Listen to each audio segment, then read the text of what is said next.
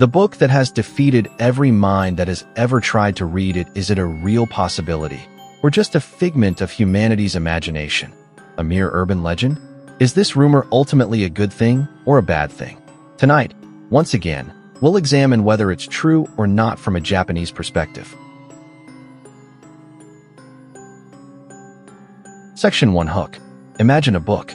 It is handwritten, illustrated, carefully organized into sections, as though it was meant to be read and understood. It contains hundreds of pages of flowing, elegant script, a language that appears internally consistent, with its own grammar, its own patterns, its own rhythm. It is filled with drawings of plants that do not exist in nature, astronomical diagrams that match no known star chart, human figures bathing in strange green pools connected by elaborate plumbing systems, circular zodiac-like charts that correspond to no known tradition. Every expert who has ever studied it has walked away defeated. World War II codebreakers who cracked Nazi encryption, NSA cryptanalysts with access to the most sophisticated decryption technology in human history, artificial intelligence systems trained on every known language on Earth. All of them defeated. The book has no confirmed author, no confirmed origin, no confirmed purpose. Section 2. Introduction. The Voynich Manuscript currently lives in the Voynich Rare Book and Manuscript Library at Yale University, cataloged under the call number MS408. It is 240 pages long, though researchers believe pages are missing. It measures roughly 9 by 6 inches. It is written on vellum, treated animal skin, and the ink has been analyzed extensively. Radiocarbon dating places its creation in the early 15th century, most likely between 1404 and 1438. That means this book is over 600 years old. And in all that time, across all the centuries it has existed, through wars and plagues and the rise and fall of empires and the invention of computers and the development of artificial intelligence, nobody has read it. Think about what that actually means. Every other major text from the medieval period has been translated. Every code from the ancient world has eventually been cracked. The Rosetta Stone unlocked Egyptian hieroglyphics. Linear B, the lost script of Mycenaean Greece, was decoded in 1952. Even the complex administrative records of long-dead Bronze Age civilizations have yielded to determined scholarship. But this book, written less than 200 years before Shakespeare, remains completely, utterly, impenetrably silent. Why? That is the question that has consumed linguists, cryptographers, historians, botanists, astronomers, and conspiracy theorists alike for over a century. And the deeper you look, the stranger it gets. Section 3. Background. The manuscript's modern history begins in 1912, when a Polish book dealer named Wilfrid Voynich purchased it from the Jesuit College of Villa Mondragone in Frascati, Italy. Voynich immediately recognized that he had something extraordinary. He spent the rest of his life trying to unravel it, and failed. After his death, the manuscript passed through several hands before eventually being donated to Yale in 1969 by book dealer Hans P. Krauss, who had himself been unable to find a buyer because, as he put it, no one could agree on what it actually was. But the manuscript's history doesn't start with Voynich. Tucked inside the book when it was discovered was a letter, dated 1666, from a Bohemian scholar named Johannes Marcus Marci to Athanasius Kircher, a Jesuit priest and one of the foremost polymaths of the 17th century. Marci was sending the manuscript to Kircher and asking for his help decoding it. In the letter, Marci mentioned that a previous owner had claimed the book was purchased by Holy Roman Emperor Rudolph II, one of the most powerful rulers in Europe, for 600 gold ducats. 600 gold ducats, an enormous sum, the equivalent of several years' wages for a skilled craftsman. Someone, somewhere, at some point in the 15th or 16th century, valued this unreadable book highly enough to pay a fortune for it. What did they think it contained? What did they believe it was? Kircher, for his part, apparently never decoded it either. His response to Marci's letter, if he wrote one, has been lost to history. And before Rudolph II, the trail goes cold entirely. Where did the manuscript come from before it reached the emperor's court? Nobody knows. Section 4. The Complete Story * Chapter 1. The book itself. A tour of the impossible. Let's talk about what is actually inside the Voynich manuscript, because the contents are as mysterious as the script itself.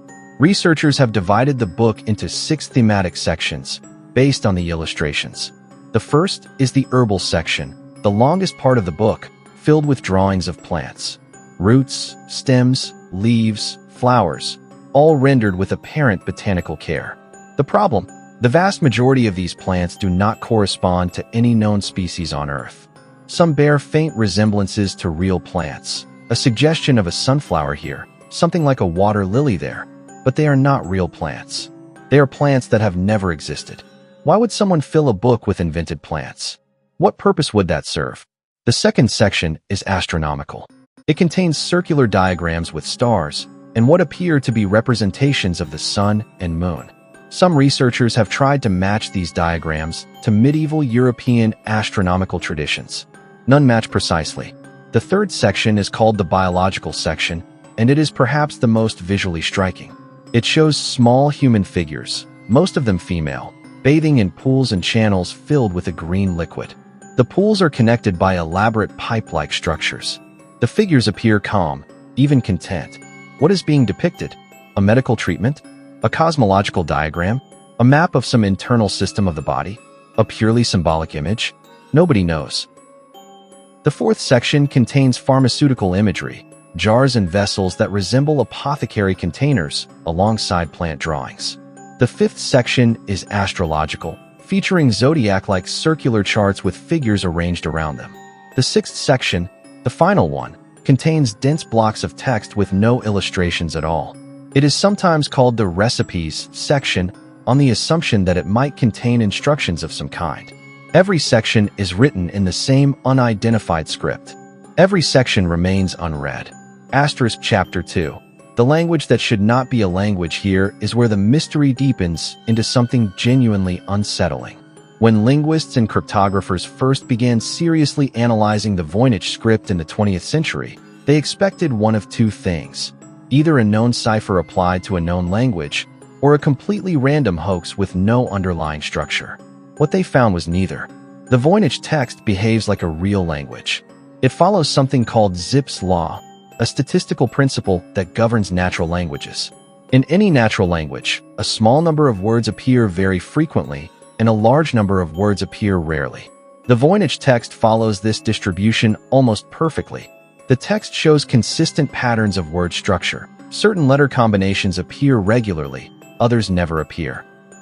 And yet, it matches no known language, no known cipher system, no known encoding technique from the medieval period or any other period. It is structured like a language. It is consistent like a language, but it is not any language anyone has ever spoken.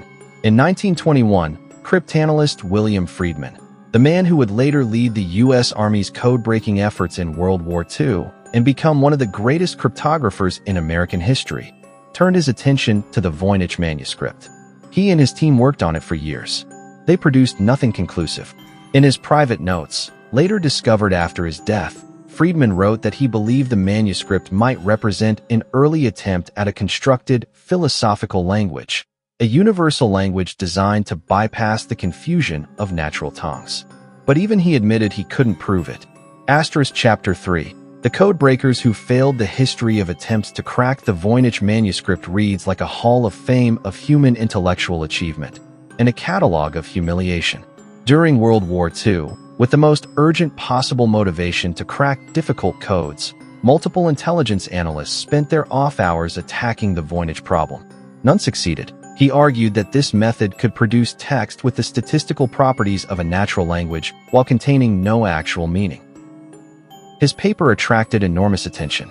It was also subsequently challenged by multiple researchers who argued that the text shows patterns too complex and too consistent to have been generated by such a simple method. The hoax theory didn't die, but it didn't win either. Then, in the 2010s, artificial intelligence entered the picture. Multiple research teams trained neural networks and language models on the Voynich text, looking for patterns that human analysis had missed. The AI systems found patterns. They always find patterns. But translating those patterns into meaning, into words, into sentences, into something a human being could read, still nothing definitive.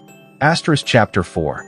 The claims that came and went over the decades, a number of researchers have announced, sometimes loudly, sometimes to significant media attention, that they had cracked the Voynich Manuscript. In 2017, a medievalist named Nicholas Gibbs claimed the manuscript was a women's health manual written in Latin abbreviations. His paper was widely covered in the press. Within days, other researchers had torn it apart. The proposed translations were inconsistent, the methodology was flawed, and the decoded sections didn't actually produce coherent Latin. In 2019, a Canadian researcher claimed the language was Proto-Romance, an ancient predecessor to modern Romance languages. Again, media coverage. Again, almost immediate scholarly rebuttal. In 2022, a team using AI tools claimed to have identified the language as a form of Hebrew written phonetically. Their findings were intriguing but could not be independently verified to produce consistent, readable text. Each announcement followed the same arc: excitement, coverage, skepticism, debunking. The manuscript remained unread, and with every failed attempt, the question grew louder. Is it even possible to decode this thing? Or is there nothing to decode? Section 5 Theories. Here is where the story fractures into several different and mutually exclusive possibilities. Theory 1. It is a real language, unknown to us. Some researchers believe the Voynich manuscript is written in a natural language that simply hasn't been identified yet. Possibly a language spoken by a small, isolated community that left no other written records, or a language that has since gone completely extinct without leaving traces elsewhere. The statistical properties of the text support this view. Real languages have the patterns the Voynich text displays. A real, unknown language would explain everything: the internal consistency, the Zipf's law distribution, the apparent grammar. The uncomfortable implication: if this is a real language, it means there was once a community of people, somewhere, who communicated in this way, and they have vanished so completely that we cannot find a single other example of their writing anywhere in the world. Theory 2. It is an elaborate cipher. The cipher theory holds that the Voynich text is a known language, probably Latin, probably medieval European, encoded in a deliberately complex cipher system.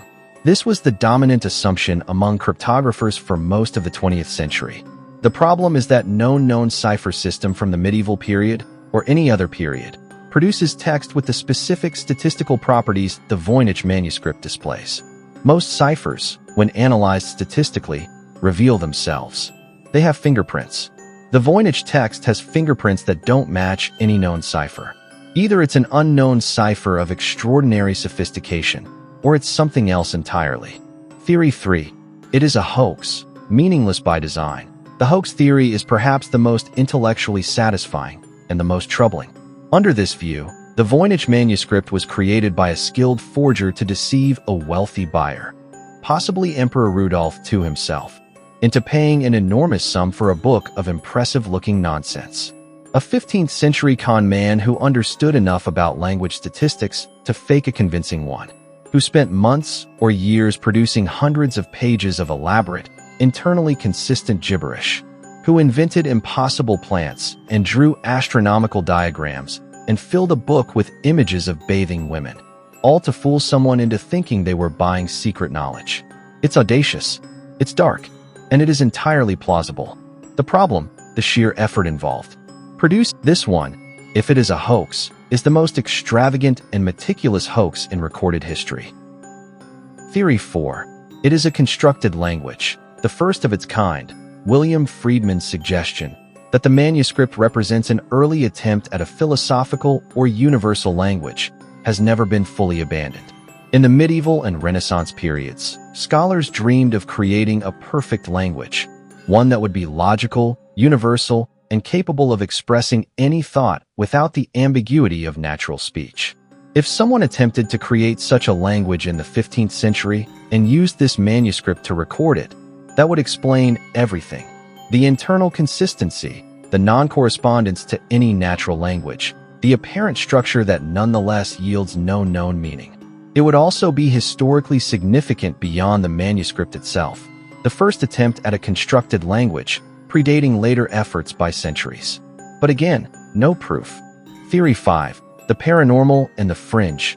some theorists have taken the mystery in a different direction entirely. The manuscript, under these theories, represents knowledge from a source outside normal human experience, channeled writing, perhaps, or a record of knowledge from a civilization that has left no other traces.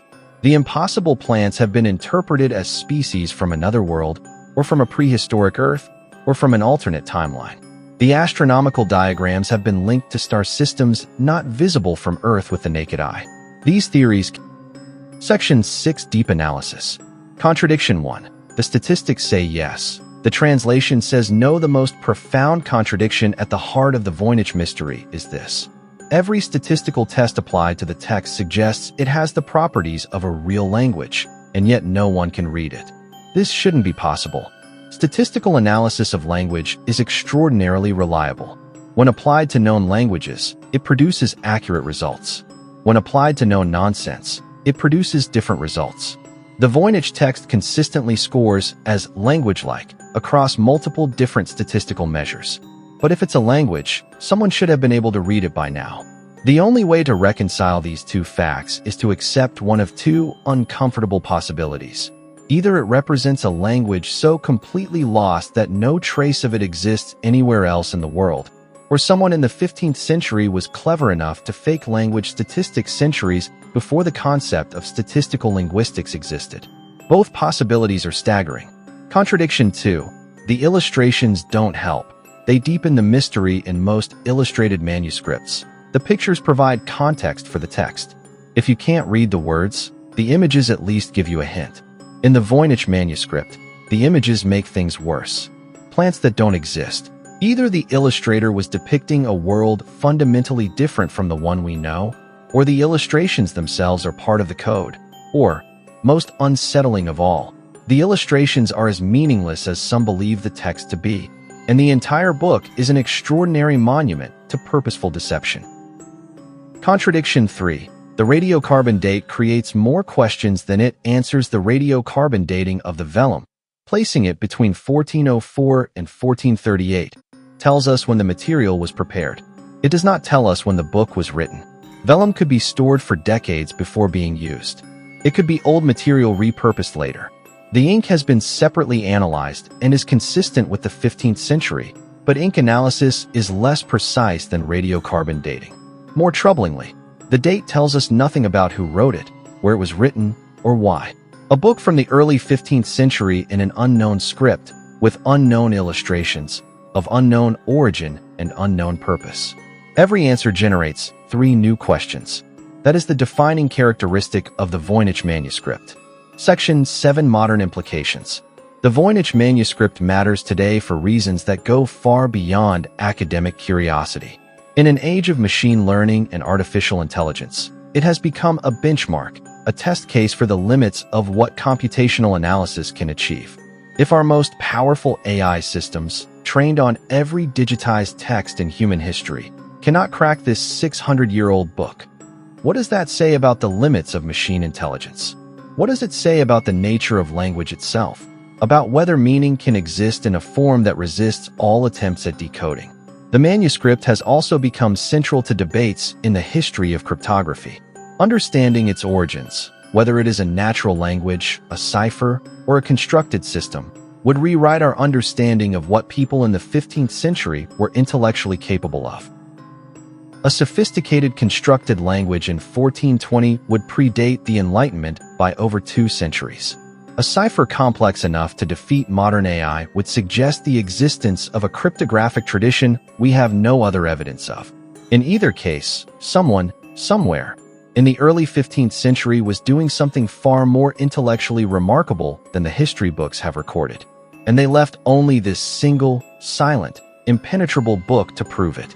There is also a more personal dimension to the manuscript's modern significance. Every year, amateur researchers spend thousands of hours working on it. They come from every background: retired engineers, school teachers, software developers, linguists, historians. Some of them become obsessed. There are documented cases of people who spent years, sometimes decades, on the manuscript, abandoning other projects, straining relationships, pouring their intellectual lives into a book that gave them nothing back. The Voynich manuscript is not just a mystery. For some people, it becomes something closer to a consuming passion or an obsession they can't explain and can't escape. Why does a 600-year-old book with no confirmed meaning have that effect on people? That, too, remains unanswered.